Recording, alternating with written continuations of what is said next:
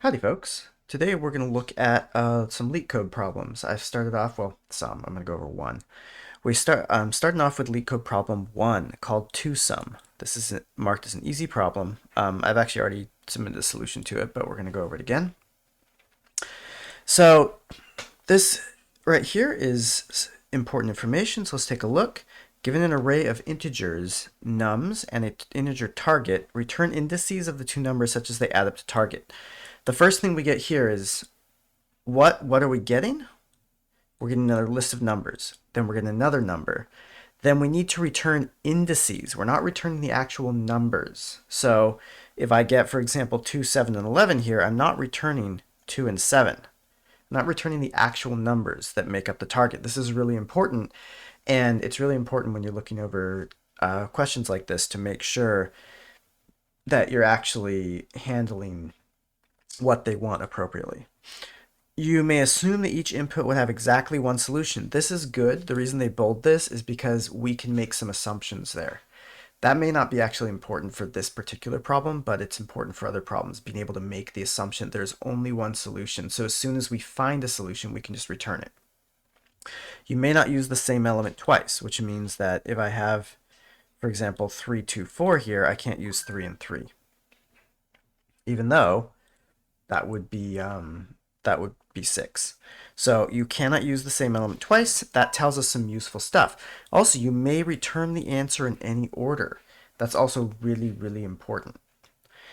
So I may, for example, if I have this 2 and this 4, depending on my algorithm, I may return 2, 1 rather than 1, 2. And this says that is totally fine. So these are all important things that we have learned. So, given an array of integers nums and an integer target, return indices of the two numbers such as they add up to target. The first thing I need to look at when I'm handling any algorithm question is what is the input and what is the output? Because unless you understand those two things, if you don't understand those two things, you're not going to be able to translate between them. Basically, an algorithm is, at its basic level, a translation layer. It translates a certain input to a certain output, and the output is what we want, but the input is what we have. This is very common. You make very simple algorithms if you're just, oh, I have this nested object and I want to get all of a certain key. Well, you'd write a simple algorithm that just loops over it and pulls out that key, right? It's a translation layer. You put in a list of objects, you get out a list of strings. This is not going to be any different. So we start with a list of numbers and a specific target number. So what I'm going to do is anytime that I see something like this, the first thing I think about is a brute force answer. If I need to compare indices of two numbers, whenever I see something like, okay, I need to compare two numbers, I need to do something with them, add them together, compare them, whatever, I'm just going to do a nested loop. So actually, I want the indices, so I need to use this. I could do a for of. The thing is, if I do a for of, I don't actually have access to the indices necessarily, and I want the indices. Nums.length I++, and then for let j equals 0, we have to use a different indice, but we're going to loop over the same array. So this is a nested loop over the same array of indexes. Now, there's a really important caveat here. You will see this pattern a lot, looping over the same array twice. Okay, so I loop over the one array 0 to, let's say, 4, then I loop over 0 to 4. There's two important things to bear in mind on this. The first is we may not use the same element twice. That means that inside here, we don't want our ith element, well, let's just put this in here, lm1 equals nums I, and then we have 2 equals nums j. These lm1 and lm2, we never want them to be the same, okay? And so what that means is that, well, there's two ways to do that. One, I could just verify if lm1 does not equal lm2, but the other thing I can do is I can tell my j to always start from I, or rather I plus 1. Now what that's going to mean, if I loop over this, it means that let's say I is 0, right? We get the 0th element, well then j is going to start from 1, so it's going to skip that first element. And then if we move from I equals 1, j becomes 2. So it means we're going to skip the first and second elements. And you might be wondering, well, if we skip the first and second elements, then in the J loop, well, how are we supposed to be comparing, like, for example, LM1 being 2, how do we compare our 11 to 2? The great thing about these for loops is that because we're always going over the first element here, we start off with I equals 0, and then we compare that element to every element 2. We don't ever need to go j equals 0 because we've already handled that entire list. I guess a good way of looking at it is, let's say I go 2, 7, 11, 15. When I look over, the first time I look at 2, and then it's looking at 7, 11, and 15. The second loop iteration, I pull out 7, and that's looking at 11, 15. I don't need to compare 7 to 2 because I've already done that comparison in the previous loop. Same here, I do 7 and 11 comparison here. If I pull 11, the only thing I need to compare it to is 15 because in previous loops it was already compared to every other element that we had. So that's why we can do this safely. We can make it so the J loop is always one ahead of its I loop, and this means that we will actually never have a duplicate check among here. Each element will only be checked once against each other element, which can be helpful, and no element gets checked against itself. If we do want them checking against themselves, we just set it to 0. So now we have LM1 and LM2, and I'm actually going to console log them for now. And let's just run this and see. Whoops, I don't want to save it. Let's run this and see what we get. They're judging me. I don't want to be judged. I just want to run the code. I want to get my output. Maybe Leetcode doesn't like doing this. If Leetcode starts, it takes too long, I might actually just put this into a regular code editor and run it, but we'll see. We'll see. And you can see time limit exceeded. I actually did something wrong. 2.7, 2.11, 2.15 like we expect, but then it got to undefined, and that is because I forgot to actually do my comparison in the loop. That's bad. You want to compare because remember this middle part here, this is the truthy check on the for loop, and if it's true, does that continue? Well, if I just say nums.length, that's always true. Let's see if I there we go. That's a little better. Okay, wrong answer. That's fine. I don't care. My console log 2.7, 2.11, 2.15, 7.11, 7.15, 11.15. So you can see every single possible case is in here. We've got 4 elements. We need to check 2 against 3 elements. We need to check 7 against 4 elements. We need to check 11 against, or 3, and 15 against 3. But some of those checks are duplicated. So in this case, we've checked every single possible combination. Now, we want to say, okay, we want to check our condition. The 2 numbers must add up to target. See this return indices of 2 numbers? I'm just ignoring that right now. I want the such that they add up to target. This is the condition. I've looked at this. I've looked at this. I don't even actually care what format I want the data in right now. I just need to figure out, like this part, I don't care about this. I just need to figure out when this happens, because once I figure out when it happens, then I can figure out data format. So I'm going to say if lm1 plus lm2 equals target, then I'm actually just console log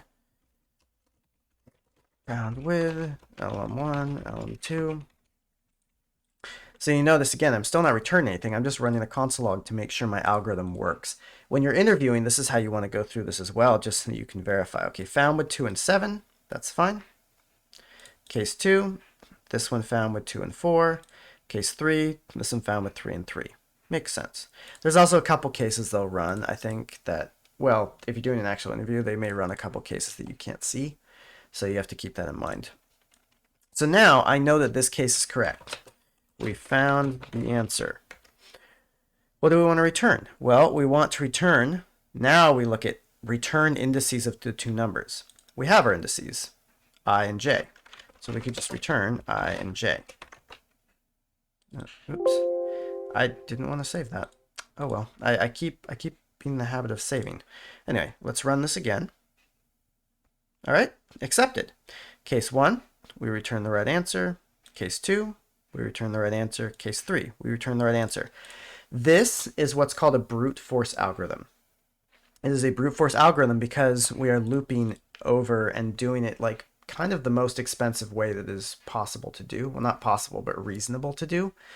This is an O of n squared algorithm. How do we know that? We take our nums and we say, well, every time you looped over all your numbers, that's n. And every time you loop inside a loop, that's n times n. And n times n becomes n squared. Technically, this for loop is looping over every number, while this one isn't, because it loops over a smaller subset every time. But that's quibbling, right? You could say that technically this is O of m times n, because each one is like n is the loop and then n is like a smaller loop, or yeah, but for all intents and purposes, this is O of n squared.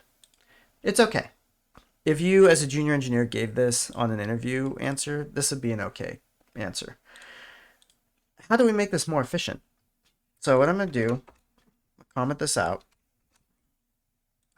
Var to sum. It's function nums target. So the best way to make this efficient, O of n, the next best thing is O of n times log n, because log n is smaller. Anytime you see a log n, usually that means that you're using a binary tree.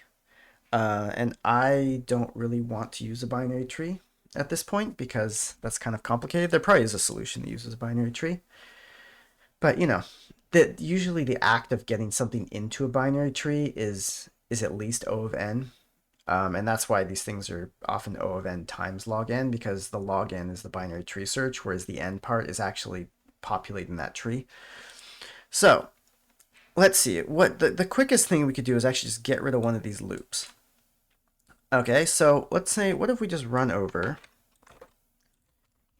every element? Okay, I keep hitting save.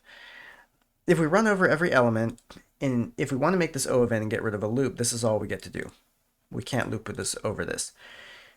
Generally, if you need to do this, the best way to go about it is to create a kind of a memory to hold on to various data that you've seen before, right? So what I want to do, I don't want to make another loop because I'd have to look over a loop. But oftentimes what we do if we need to remove a loop like this is we want to convert it to a hash map, because hash maps are constant time lookup. They are immediate lookup. They're very fast. So let's just say if I put all these in a hash map. That's weird. Okay, I guess this is all, can't tell where it wants its indent to be. Const nums hash equals here. And now what I'm going to do is I'm just going to put them all in a hash map. Nums hash lm1 equals true. It doesn't actually really matter what I put here. The important thing is the key, because we can look up that key very quickly. True and false here basically means that I can look up this nums hash very quickly to see if this result exists. And I'm just going to console log that. Oh, I keep saving. All right, and then that runs, and it basically gives me 2, 7, 11, and 15 true. Now see, this now has been converted to a hash map. Again, you can see I've taken my input and I've done a conversion on it to put it into a different format that is more useful to me to get more information. I've done an algorithm inside my algorithm. Not uncommon. Now here's the great thing. What this means, at any time in this loop, inside this code, I can, in constant time, look up any previous number that I've run over in the loop. So let's say I get to 7 here. I know immediately that I've run over 2 if I can look for 2. If I get to 11, I can check these numbers immediately. How is that valuable? Well, by itself, it's not very valuable because you don't know what to check. But let's say that I wanted to know exactly how much I needed to get to this target. So for example, if I put in 7, I know I need 2 more to hit this target. So all I need to do is look back and see if I found a 2. Or 11, I need to know exactly how far to get to this target. That would actually be -2. And then I say, okay, well, have I seen a -2 anywhere in here?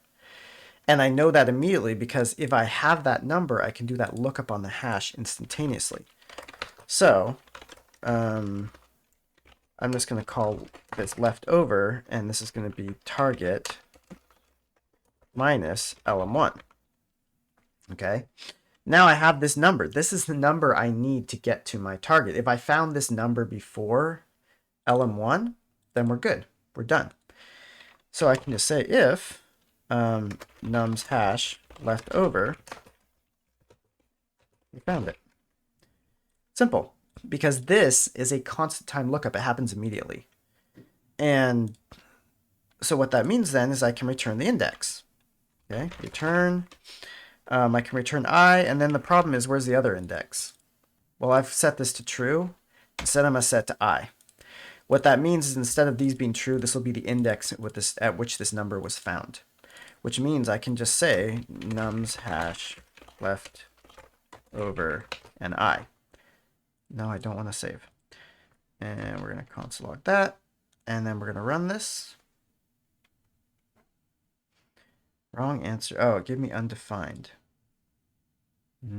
Oh, you know why? Because this is truthy for this first answer. Now you notice for this one it actually worked and this one it didn't. The reason is they're expecting a 0 in the output. 0 is a falsy number, which means this if statement is false. So I could actually say if not equal undefined. Because undefined is that, I keep saving, undefined is the value of that a hash returns if it can't find that key. So basically this says, hey, I don't care about the value actually, like if it's 0 or not, or it's falsy, make sure it's not undefined. Oh, and this gives me 0 and 0. Oh, right. That's happening for this one because 3 and 3 is 6, and this is actually, you can tell there's a lot more bugs with this example, or this thing, and that's the case as your algorithms get more complicated. But what's happening here is I'm adding the element to my hash, and then I'm checking to see if it's left over. I don't need to do that. In fact, I need to check this after, insert it after, so I don't get that. Remember, I can't use the same element twice. This is okay to do after this check, because if we got this check, then we're returning anyway, and we don't care if it was added to the hash or not. All right, and there we go. We now have all 3 cases passing.